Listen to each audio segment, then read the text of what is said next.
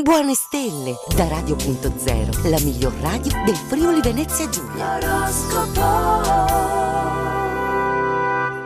Martedì 4 gennaio, ben ritrovati in compagnia delle stelle di Radio.0. Ariete, grazie all'ausilio di Marte in Sagittario, affrontando gli argomenti in modo aperto e andando subito dritti al sodo delle questioni, risulterete vincenti. In amore tenete a freno l'orgoglio, siate più elastici nell'accogliere le altrui motivazioni e tutto si sistemerà. Parola delle stelle.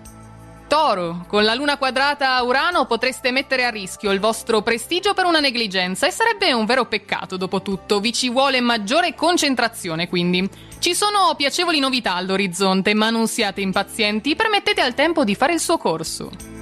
Gemelli, per colpa di Nettuno contrario chiarite bene se è necessario che accetterete responsabilità, solo se avrete definito i vantaggi che a voi deriveranno. Marte vi è opposto in giornata, evitate quindi lo stress e la stanchezza con un ritmo regolato e la giusta quantità di sonno. Cancro, se questa giornata si rivelerà foriera di novità sia nel settore affettivo che nell'ambito professionale, dovrete ringraziare Urano, benevolo nel Toro. Scrollatevi di dosso quella punta di nervosismo che vi offusca il sorriso, fate parlare il cuore.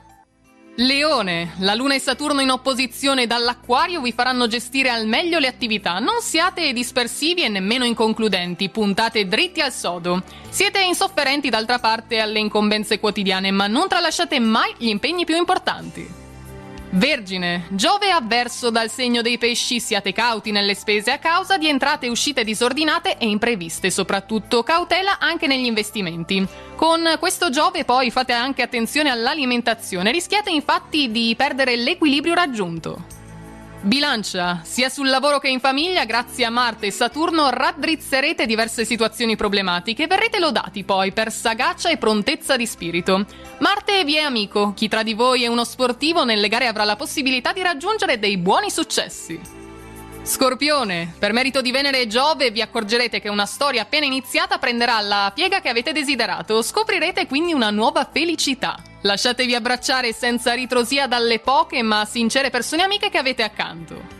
Sagittario, qualcuno che vi è vicino pur avendo bisogno non vi chiede aiuto perché vi vede distratti, sforzatevi quindi di trovare del tempo per essergli di sostegno. Dedicatevi poi alla cura del corpo e della mente, magari concedendovi un bel massaggio rilassante.